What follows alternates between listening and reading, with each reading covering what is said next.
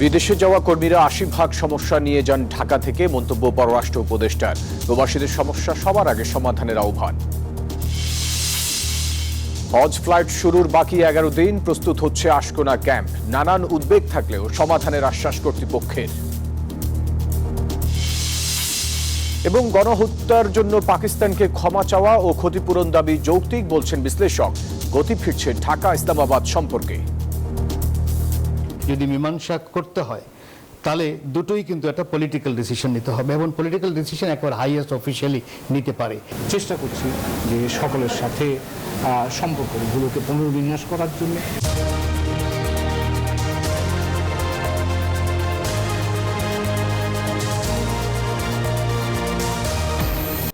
এবারে পুরো খবর। প্রবাসীরা ৮০% সমস্যা ঢাকা থেকেই নিয়ে যান বলে মন্তব্য করেছেন পররাষ্ট্র উপদেষ্টা তৌহিদ হোসেন। এমন অবস্থায় তিনি প্রবাসীদের সমস্যা সবার আগে সমাধানের আহ্বান জানিয়েছেন। ফরেন সার্ভিস ডে উপলক্ষে অনুষ্ঠানে এসব কথা বলেন পররাষ্ট্র উপদেষ্টা। এদিকে বিশ্বের বিভিন্ন দেশে বাংলাদেশি প্রবাসী কর্মীর সংখ্যা বেড়ে দাঁড়িয়েছে ১ কোটিতে, এমনটি জানিয়েছে পররাষ্ট্র মন্ত্রণালয়। মুক্তিযুদ্ধে কূটনীতিকদের সাহসী এবং গৌরবময় অবদান স্মরণে ২০১২ সাল থেকে ১৮ এপ্রিল ফরেন সার্ভিস দিবস হিসেবে পালন করা হচ্ছে। শুক্রবার দিবসটির অনুষ্ঠানে বক্তব্য দেন পররাষ্ট্র উপদেষ্টা তৌহিদ হোসেন। এ সময় তিনি মন্তব্য করেন, প্রবাসী বাংলাদেশিরা বিদেশে গিয়ে যেসব সমস্যায় পড়েন তার সিংহভাগই দেশের মাটি থেকে তৈরি করা, আর এসব সমাধানের দায়িত্ব এসে পড়ে মিশনগুলোর উপর। সব নিয়মকানুন মেনেও চলেন, তারপরেও কিন্তু একটা বড় অংশ থেকে যায় যারা সমস্যা থাকে। আমাদের এখানে বিষয়টা উল্টো। আমি একটা কথা সবসময় বলে আসছি যে আমরা যে শ্রমিকদেরকে বিদেশে পাঠাই, কর্মীদেরকে বিদেশে পাঠাই, তাদের ৮০% সমস্যা আমরা ঢাকা থেকে তৈরি করে পাঠাই,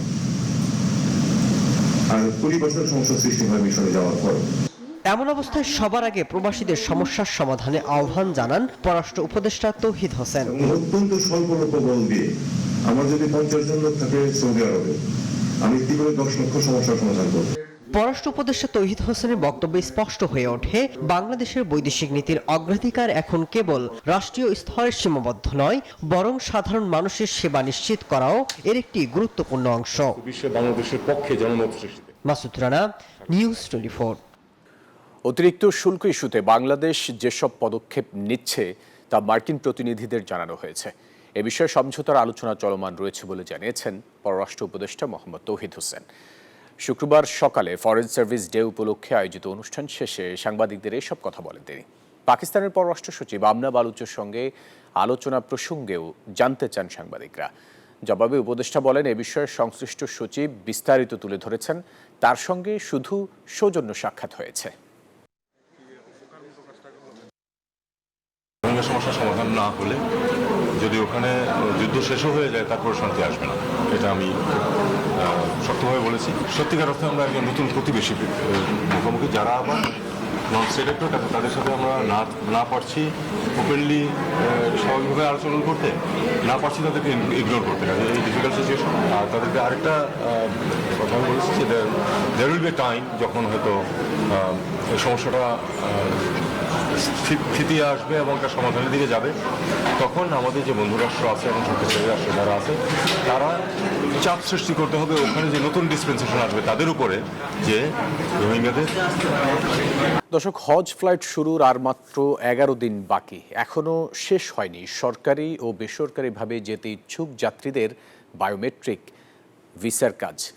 সৌদি সরকার নতুন নিয়ম চালু করায় সংকট তৈরি হয়েছে বাসা ভাড়া নিয়েও। এছাড়াও মধ্যবর্তী ফ্লাইটে আসন খালি থাকার সম্ভাবনায় শেষের দিকে যাত্রীদের ভোগান্তিতে পড়ার সম্ভাবনা রয়েছে। তবে নির্দিষ্ট সময়ের আগেই সব সংকট কেটে যাবে বলছে হাব। আশকোনা হজ ক্যাম্পে চলছে শেষ সময়ের প্রস্তুতি। বিস্তারিত জানাচ্ছেন মাসুদ সুমন। মহান আল্লাহর সন্তুষ্টির আশায় বাংলাদেশ থেকে এবার হজে যাওয়ার সুযোগ পাচ্ছেন ৮৭,১০০ জন মুসল্লি। তাদের মধ্যে সরকারিভাবে ৫,২০০ জন ও ৮১,৯০০ জন যাবেন বেসরকারিভাবে। ঢাকা থেকে ২৯ এপ্রিল শুরু হবে তাদের যাত্রা, আর চট্টগ্রাম থেকে শুরু হবে ৩ মে।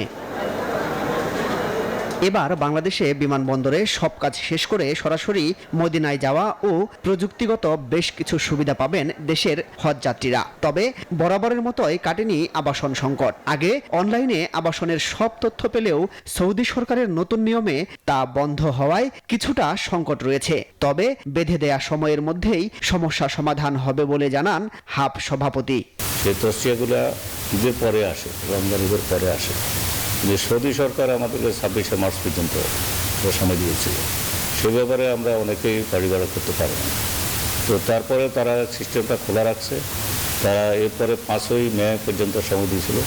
তো 5 মের মধ্যে প্রায় হয়ে গেছে, প্রায় 80% হয়ে গেছে। এছাড়াও 332টি ফ্লাইটের মধ্যভাগে বুকিং কম থাকায় শেষে বিমান টিকিট নিয়ে ভোগান্তিতে পড়ার কথাও জানান তিনি। মধ্যবর্তী যে ফ্লাইটগুলো আছে, সেই ফ্লাইটগুলো এখন খালি যাচ্ছে। তো খালি গেলে তারা তো বেশি করে ফ্লাইট করে না, তারা তো 87,200 করছে। তো এরপরে কিছু শেষের দিকে দেখা যাবে যে কিছু হাজি হতে অনিশ্চিত হয়ে যাবে ফ্লাইটের জন্য। তো আমরা ধর্ম মন্ত্রণালয় এবং হাব আমরা সক্রিয় আছি, তাদেরকে বলবো, অনুরোধ করবো যে আরও এক্সট্রা ফ্লাইট দিয়ে হলে থাকবে। আল্লাহর ঘরের মেহমানদের সেবা দিতে শেষ মুহূর্তের কাজ চলছে আশকোনা হজ ক্যাম্পে। হজের ফিরতি ফ্লাইট শুরু হবে 10 জুন থেকে, চলবে 10 জুলাই পর্যন্ত। মাসুদ সুমন, নিউজ 24, ঢাকা। দর্শকের বিষয়ে আরও খবরাখবর জানাতে সৌদি আরবের জেদ্দা থেকে যুক্ত হচ্ছেন সহকর্মী মোহাম্মদ ফিরোজ। ফিরোজ, হজ ফ্লাইট শুরুর আর মাত্র 11 দিন বাকি। সৌদি সরকার নতুন নিয়ম চালু করায় সংকট তৈরি হয়েছে বাসা ভাড়া নিয়েও। জানতে চাচ্ছি হজ নিয়ে সৌদি সরকার কতটা প্রস্তুত, এ বিষয়ে আপনার কাছে আর কি তথ্য আছে জানতে চাচ্ছি আপনার কাছে।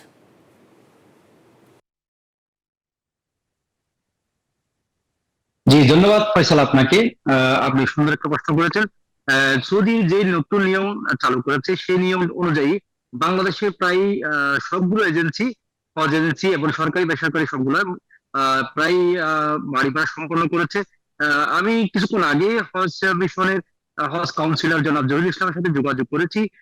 সর্বশেষ তথ্য তার কাছে জানতে চেয়েছি যে কতজন হাজিদের এই মুহূর্তে হজের যে বাড়ি ভাড়াটা বাকি আছে সেই বিষয়ে ওনার কাছে জানতে চেয়েছি। তিনি আমাকে জানিয়েছেন যে 184 জনের মতো হজ যাত্রীর বাড়ি ভাড়া এখনো বাকি আছে এবং তিনি নিশ্চিত করেছেন আজ রাত 12টার মধ্যেই, সৌদি টাইম 12টার মধ্যেই তা সম্পূর্ণ হবে।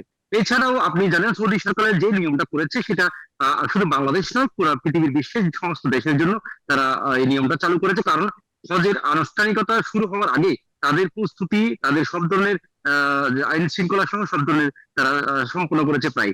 আপনি জানেন হজের আনুষ্ঠানিকতা শুরুর আগে মুজদালিফা, মিনা, আরাফাত এবং এলাকাগুলোতে হজের আনুষ্ঠানিকতা শুরুর আগেই সব ধরনের প্রস্তুতি তারা প্রায় সম্পন্ন করেছে। এছাড়াও আপনাকে জানিয়ে রাখি, যেটা বাংলাদেশের 18 তারিখ ভিসার আপনার ইস্যু করার যেটা সময় বেঁধে দিয়েছিল সৌদি সরকার, সেটি একটু টেকনিক্যাল প্রবলেমের কারণে সেটি দেরি হচ্ছে, কিন্তু 30,000 হাজিদের 2-4 দিনের মধ্যেই তাদের ভিসা সম্পূর্ণ হবে বলে জানিয়েছেন হজ মিশন। এছাড়াও আগামী 29 তারিখ হজের যে প্রথম ফ্লাইটটি আসছে সকাল 7:10 জেদ্দায় এসে নামার কথা রয়েছে। এছাড়াও মদিনায় 12:20 2টি ফ্লাইট আসার কথা রয়েছে। আপনাকে আরো জানিয়ে রাখি, হজের সংশ্লিষ্ট যেমন ডাক্তার, নার্স এবং যারা হজ কর্মী রয়েছে তাদের আগামী 26 তারিখ হজের ফ্লাইটে আসার কথা রয়েছে। ওষুধ সামগ্রী নিয়ে তারা পবিত্র মক্কা মদিনায় অবস্থান করবে। হাজিদের সব ধরনের সহায়তা করতে সৌদি সরকার এই মুহূর্তে প্রস্তুত রয়েছে। সৌদি সরকার, আপনারা জানেন সৌদি সরকার কিছু নতুন নিয়ম চালু করেছে যেটি আগামী 29 তারিখ থেকে কার্যকরিত হবে। আপনারা জানেন যেমন চলতি গত বছরে যে অবৈধভাবে কিছু হাজ যাত্রী তারা মক্কা মুজদালিফা অবস্থান করেছিল তাদেরকে এখানে দরপাকড় করা হয়েছিল। সেই নিয়মটা তারা যাতে না হয়, হাজের শৃঙ্খলা যাতে বিঘ্ন না হয় সেই জন্য তারা এই বছর নতুন নিয়ম চালু করেছে। যেমন মক্কা মদিনায় কোনো অবৈধ যাত্রী বা অবৈধভাবে কেউ যদি প্রবেশ করে থাকে তাদের যেন বাড়ি ভাড়া না দেয়, তাদেরকে কোনো স্থান না দেয়, মোটেল থেকে শুরু করে রেস্টুরেন্টে তাদের যেন জায়গা না দেয়, সেই নির্দেশনা জারি করেছে সৌদি সরকার থেকে এবং সেটি আগামী 29 তারিখ কার্যকর হবে বলে আমাদেরকে জানিয়েছেন। এই ছিল আমার কাছে হজের বিষয়ে মক্কা থেকে সর্বশেষ তথ্য। ফিরোজ, আপনাকে ধন্যবাদ আমাদের সাথে যুক্ত হবার জন্য। 54 বছর পর গণহত্যার জন্য সাধারণ ক্ষমা চাইতে পারে পাকিস্তান। ঢাকায় সচিব পর্যায়ের বৈঠকে দ্বিপাক্ষিক সম্পর্ক জোরদারে নতুন যুগে পা রাখছে ঢাকা ইসলামাবাদ। বিশ্লেষকরা বলছেন, ভবিষ্যতের সম্পর্ক এগিয়ে নিতে অমীমাংসিত এই বিষয়গুলোর সুরাহা হওয়া জরুরি। সাবেক রাষ্ট্রদূত হুমায়ুন কবির বলছেন, পাকিস্তানও এই বিষয়ে ইতিবাচক মনোভাব রাখছে বলে ধারণা তার। বিস্তারিত প্রমা চৌধুরীর প্রতিবেদনে। 15 বছরের বিরতির পর ঢাকায় অনুষ্ঠিত হলো বাংলাদেশ পাকিস্তান এফওসি বৈঠক। এই বৈঠকে অংশ নিতে পাকিস্তানের পররাষ্ট্র সচিব আমনা বালুচ বুধবার দুপুরে ঢাকায় আসেন। পররাষ্ট্র সচিব পর্যায়ের বৈঠকের পর তিনি অন্তর্বর্তী সরকারের প্রধান উপদেষ্টা ডক্টর মোহাম্মদ ইউনুস ও পররাষ্ট্র উপদেষ্টা মোহাম্মদ তৌহিদ হোসেনের সঙ্গে সৌজন্য সাক্ষাৎ করেন। এফওসি বৈঠকে পাকিস্তানের সঙ্গে বিদ্যমান ঐতিহাসিকভাবে অমীমাংসিত বিষয়গুলো উত্থাপন করেছে বাংলাদেশ বলে জানান পররাষ্ট্র সচিব। এই বিষয়ে পাকিস্তান ভবিষ্যতে আলাপ এগিয়ে নিতে ইচ্ছুক বলেও ইতিবাচক সাড়া পেয়েছে বাংলাদেশ বলে জানান তিনি। 1971 সালে পাকিস্তানের তৎকালীন সশস্ত্র বাহিনীর প্রতি সংঘটিত গণহত্যার জন্য আনুষ্ঠানিক ক্ষমা চাওয়া, পাকিস্তানের সাথে অ্যাসেট শেয়ারের বিষয় ও আনুষ্ঠানিকভাবে ক্ষমা চাওয়ার বিষয়ে বাংলাদেশের দাবিকে যৌক্তিক মনে করছেন সাবেক রাষ্ট্রদূত হুমায়ুন কবির এবং এই বিষয়গুলো নিয়ে উচ্চ পর্যায়ে আলোচনা ও রাজনৈতিকভাবে সমাধান পেলে দুদেশের স্বার্থের জন্যই মঙ্গল বলে ধারণা করছেন আন্তর্জাতিক সম্পর্ক বিশ্লেষক ইমতিয়াজ আহমেদ। রাজনৈতিক, অর্থনৈতিক আর সামাজিক এই তিনটা স্তরের যখন সমন্বয়ন হবে তখন আমি মনে করি সম্পর্ক উন্নয়ন করা যেতে পারে। যদি মীমাংসা করতে হয় তাহলে দুটোই কিন্তু একটা পলিটিক্যাল ডিসিশন নিতে হবে এবং পলিটিক্যাল ডিসিশন একবার হাইয়েস্ট অফিসিয়ালি নিতে পারে। আমাদের মধ্যে একটা আত্মসচেতনতা বোধ তৈরি হয়েছে, আত্মসম্মান বোধ তৈরি হয়েছে এবং সেই প্রেক্ষাপট থেকেই আমরা চেষ্টা করছি যে সকলের সাথে সম্পর্কগুলোকে পুনর্বিন্যাস করার জন্য। পাকিস্তান ও বাংলাদেশের মধ্যে ক্রমবর্ধমান এই কূটনৈতিক সম্পর্কে ভারতের দৃষ্টি রাখার বিষয়টিকেও স্বাভাবিকভাবে দেখার কথা বলছেন আন্তর্জাতিক সম্পর্ক বিশ্লেষক। আমাকে বাংলাদেশ কেন্দ্রিক পররাষ্ট্রনীতি করতে হবে। অন্য দেশ নজর রাখুক বা না রাখুক সেটা আমার জন্য ইম্পর্টেন্ট না। আমরা কখনোই এটা মনে করি না যে দ্বিপাক্ষিক সম্পর্কের প্রভাব নেতিবাচকভাবে তৃতীয় পক্ষের উপর যাক অথবা তৃতীয় পক্ষ সেটা নিয়ে পীড়িত হোক। বাংলাদেশের পররাষ্ট্র নীতি অনুযায়ী বৈঠকটি ইতিবাচক ভূমিকা রাখছে বলে মনে করছেন কূটনীতিক বিশেষজ্ঞরা। তবে সম্পর্ক এগিয়ে নিতে ব্যবসায়িক কাঠামো শক্তিশালী করার আহ্বান তাদের। প্রমা চৌধুরী, নিউজ 24, ঢাকা। মালদ্বীপ হাই কমিশনের উদ্যোগে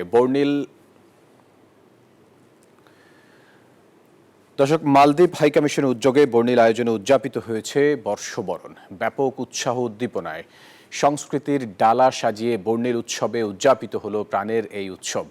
আয়োজিত বর্ষবরণ অনুষ্ঠানে বিভিন্ন দেশের রাষ্ট্রদূত উপস্থিত ছিলেন। মালদ্বীপ থেকে ইমরান তালুকদারের তথ্য ছবিতে ডেস্ক রিপোর্ট। বৈচিত্র্যপূর্ণ প্রাকৃতিক এবং বিভিন্ন সংস্কৃতির দেশ দ্বীপরাষ্ট্র মালদ্বীপ। দেশটিতে অবস্থিত বাংলাদেশ হাইকমিশনের উদ্যোগে বর্ণিল আয়োজনে উদযাপিত হয়েছে বর্ষবরণ অনুষ্ঠান। বর্ষবরণ উপলক্ষে সাপ্তাহিক ছুটির দিন রাজধানী মালে ন্যাশনাল ইউনিভার্সিটি প্রাঙ্গণে সাজসজ্জা, আলপনা সহ দেশীয় রং বেরঙের বর্ণিল পোশাকে বৈশাখী উদযাপনে মাতেন দেশটিতে অবস্থিত প্রবাসী বাংলাদেশিরা। পরিবার পরিজন নিয়ে ভিড় জমান তারা। প্রবাসীদের সাথে বর্ষবরণের শুভেচ্ছা বিনিময় করেন মালদ্বীপে নিযুক্ত বাংলাদেশের ভারপ্রাপ্ত হাইকমিশনার মোহাম্মদ সোহেল পারভেজ।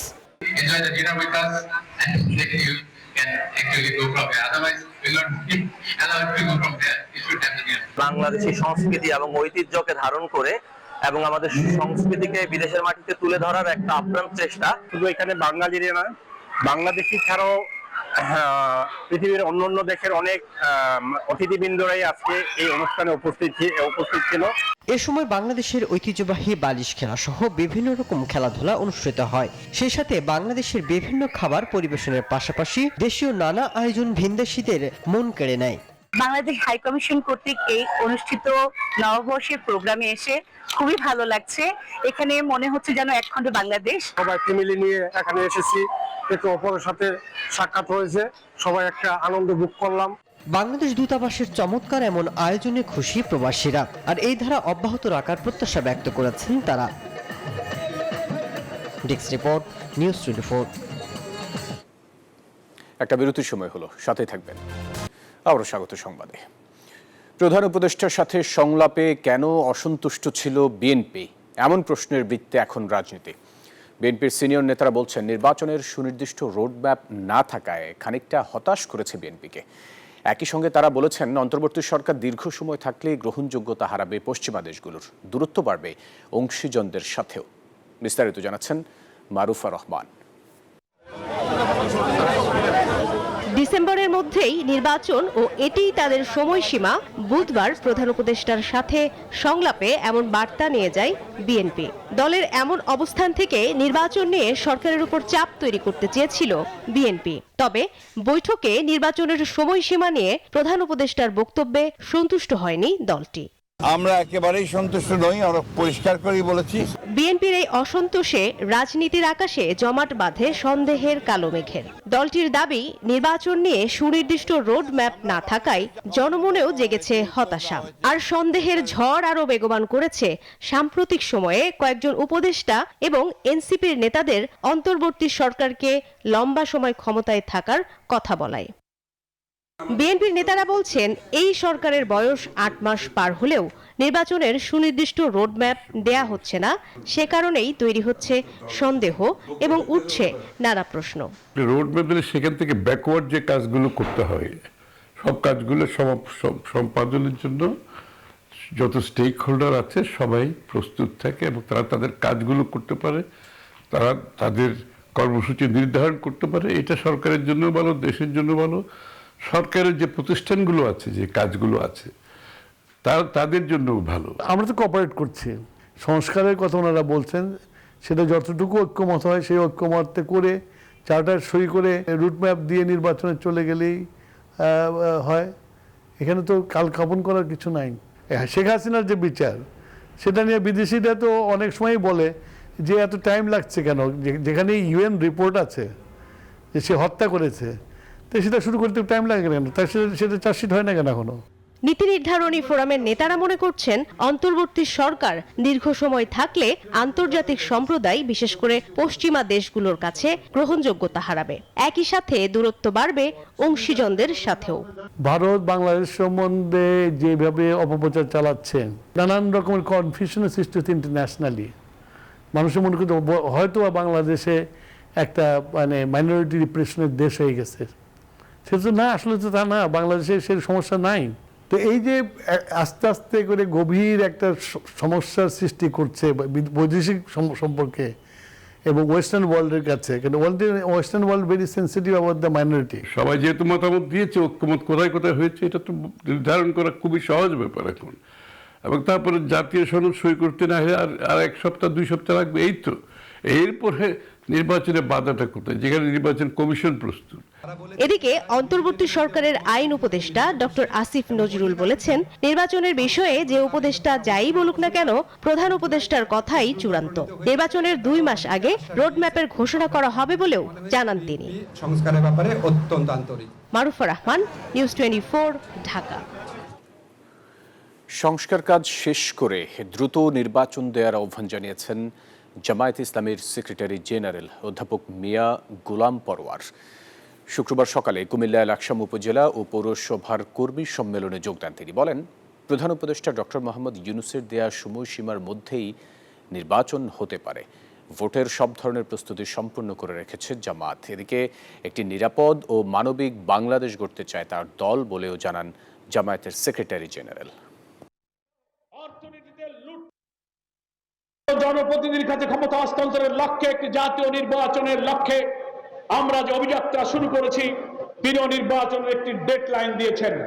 আমরা বলেছি, আপনি যে টাইম দিয়েছেন তার উপরেই যেন আপনি ঠিক থাকেন। এর মধ্যেই সংস্কার করে, মানবতা বিরোধীদের বিচার করে একটা নিরপেক্ষ নির্বাচন দেন। আমরা নির্বাচনে যেতে প্রস্তুত আছি।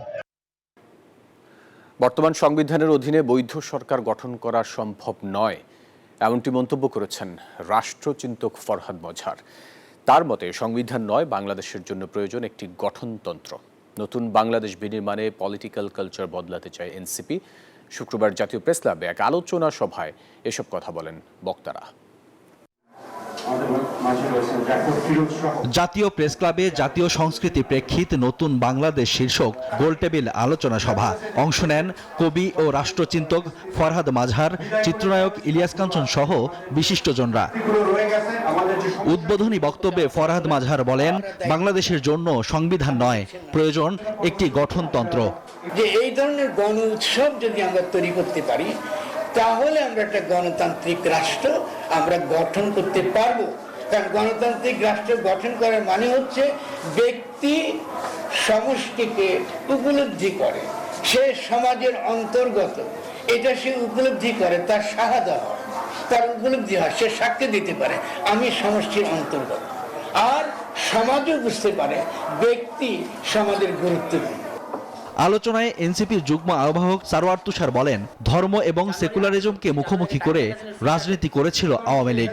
বর্তমানে অন্য একটি দল সেটি করার চেষ্টা করছে বলেও অভিযোগ তার। 5 আগস্টের পরে তাদের কিছু ইন্টেলিজেন্স রিপোর্ট আমাদের কাছে পাকে চক্রে চলে এসেছিল। সেখানে আমরা দেখেছি তারা একটা জিনিসকে খুব ভয় পাচ্ছে, যে বাংলাদেশে ইসলামের যে মুক্তিদায়ী যে বয়ান, ইসলামের মধ্যে যে আপনার মজলুমের পক্ষে, নিপীড়িতের পক্ষে থাকার যে বয়ানটা ইসলামের মধ্যে আছে, এটা আর এখানকার প্রগতিশীল যে অংশের মধ্যে সবসময় নির্যাতিতের পক্ষে থাকা যে বয়ান, এই দুটো যদি মিলে যায় তাহলে এটা ইন্ডিয়ার জন্য সবচেয়ে সমস্যা। নতুন বাংলাদেশের রাজনৈতিক সংস্কৃতি পরিবর্তনে মনোযোগী হতে হবে রাজনীতিবিদদের প্রতি আহ্বান জানান আলোচকরা। সংস্কার করতে চাইলে আপনার ভূমিকে, মাটিকে, ভূখণ্ডকে সংস্কার করতে হবে। গণতন্ত্র রক্ষার পাশাপাশি কোনো ধরনের সহিংস পরিস্থিতি যেন তৈরি না হয়, সে ব্যাপারে সবাইকে সতর্ক থাকতে আহ্বানও জানান বক্তারা। কিন্তু যে জিনিসটা সমাজে আছে সেই জিনিসটা চলচ্চিত্র দেখানো হচ্ছে। Desk report, news 24। সময় হলো আরো একটা বিরতির, সাথে থাকুন। বিরতির পর আবারও স্বাগত সংবাদে। চট্টগ্রামে বৈশাখের প্রথম ভারী বর্ষণে নালায় পড়ে 7 মাসের এক শিশু নিখোঁজ হয়েছে। শুক্রবার সন্ধ্যার দিকে চট্টগ্রাম নগরের কাপাসগোলা এলাকা দিয়ে রিকশায় করে নিজ বাসায় যাওয়ার সময় রিকশা উল্টে পড়ে যায় নালায়। বৃষ্টিতে নালায় বেশি পানি হওয়ায় রিকশায় থাকা মা নালা থেকে উঠে গেলেও 7 মাসের শিশুটি ডুবে যায়। উদ্ধার কাজে ফায়ার সার্ভিসের সাথে যোগ দিয়েছে 6 সদস্যের ডুবুরি দল। খবর পেয়ে ফায়ার সার্ভিস উদ্ধার কাজ চালিয়ে যাচ্ছে। ঘটনাস্থলে তাৎক্ষণিক ছুটে আসেন মেয়র ডাক্তার শাহাদাত হোসেন। এ সময় ব্যাটারি চালিত রিকশা বন্ধের দাবি জানান তিনি। ব্যাটারি চালিত রিকশা থেকে উঠবেন না, ব্যাটারি চালিত রিকশাকে আপনারা অ্যাভয়েড করেন, তাহলে এরা আর চালাবে না। আমরা যদি নিজের ইচ্ছায় ব্যাটারি চালিত উঠে, এতে করে তারা আরো উৎসাহিত হবে। আমি ট্রাফিক বিভাগকে এখনো বলতে চাই, তাদেরকে যেখানে তারা এখানে শহরের মধ্যে গাড়ি চালায়, লাইসেন্স নেই, কিচ্ছু নেই, ছোট ছোট বাচ্চারা গাড়িগুলো চালায়, তাদেরকে অবশ্যই আইনের আওতায় এনে তাদের বিরুদ্ধে ব্যবস্থা নিই। আমরা আপ্রাণ চেষ্টা করছি একটা ছোট বাচ্চা, 6 মাসের বাচ্চা, আমরা তাদের মা বাবার কাছে যাতে বাচ্চাটা আমরা ফিরিয়ে দিতে পারি মহান রব্বুল আলামিনের কাছে, আমরা সেটা ট্রাই করছি। গাজীপুরের টঙ্গীতে একটি ফ্ল্যাট বাসা থেকে 2 শিশুর মরদেহ উদ্ধার করেছে পুলিশ। নিহত 2 শিশু হলো আব্দুল্লাহ বিন ওমর ও মালিহা আক্তার। তারা ব্রাহ্মণবাড়িয়ার বাঞ্চারামপুরের তাতুয়াকান্দি গ্রামের আব্দুল বাতিন মিয়ার ছেলে ও মেয়ে। পুলিশ জানায়, আব্দুল বাতিন মিয়া পরিবার নিয়ে পূর্ব আরেজপুরের রূপবানের টেক এলাকার একটি ফ্ল্যাটের 2য় তলায় ভাড়া থাকেন। শুক্রবার দুপুরে শিশুদের মা সালেহা বেগম মাথা ব্যথার ওষুধ খেয়ে ঘুমিয়ে পড়েন। বিকেলে ঘুম থেকে উঠে তিনি ঘরের মেঝেতে 2 শিশুর রক্তাক্ত নিথর মরদেহ পড়ে থাকতে দেখেন। পরে পুলিশে খবর দিলে মরদেহ উদ্ধার করা হয়। এ ঘটনায় এখন পর্যন্ত কাউকে আটক করা সম্ভব হয়নি। হত্যার কারণ উদ্ঘাটনে তদন্ত চলছে বলেও জানিয়েছে পুলিশ।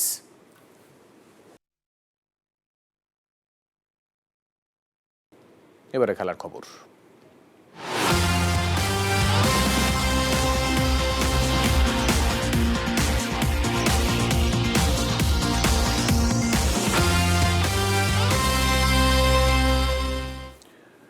বিশ্বকাপ বাছাই পর্বের গুরুত্বপূর্ণ ম্যাচে কাল স্বাগতিক পাকিস্তানের বিপক্ষে মাঠে নামবে বাংলাদেশ। লাহোরে ম্যাচ শুরু সকাল 10:30টায়। টাইগ্রেসদের জন্য সমীকরণটা খুবই সহজ। ম্যাচ জিতলে বা পরিত্যক্ত হলেই সরাসরি বিশ্বকাপে জায়গা মিলবে। তবে হারলেও সমস্যা নেই। খুব বড় ব্যবধান না হলে স্কটল্যান্ড বা ওয়েস্ট ইন্ডিজকে টপকে সেপ্টেম্বরে ভারতে বসতে যাওয়া ওয়ার্ল্ড কাপের মূল পর্বে খেলবে নিগার সুলতানা জ্যোতিরা। থাইল্যান্ড, আয়ারল্যান্ড ও স্কটল্যান্ডকে হারিয়ে দারুণ ছন্দে থাকা টাইগ্রেসরা সবশেষ ম্যাচ হেরেছে ওয়েস্ট ইন্ডিজের বিপক্ষে। এবার বাংলাদেশের নারীদের প্রতিপক্ষ পাকিস্তান, যারা 4 ম্যাচ জিতে ইতিমধ্যে বিশ্বকাপের মূল পর্ব নিশ্চিত করেছে। দর্শক, এই ছিল নিউজ 24 সংবাদে। আরও সংবাদ ও বিশ্লেষণ জানতে ভিজিট করুন news24bd.tv-তে। এতক্ষণ সাথে থাকার জন্য ধন্যবাদ সবাইকে।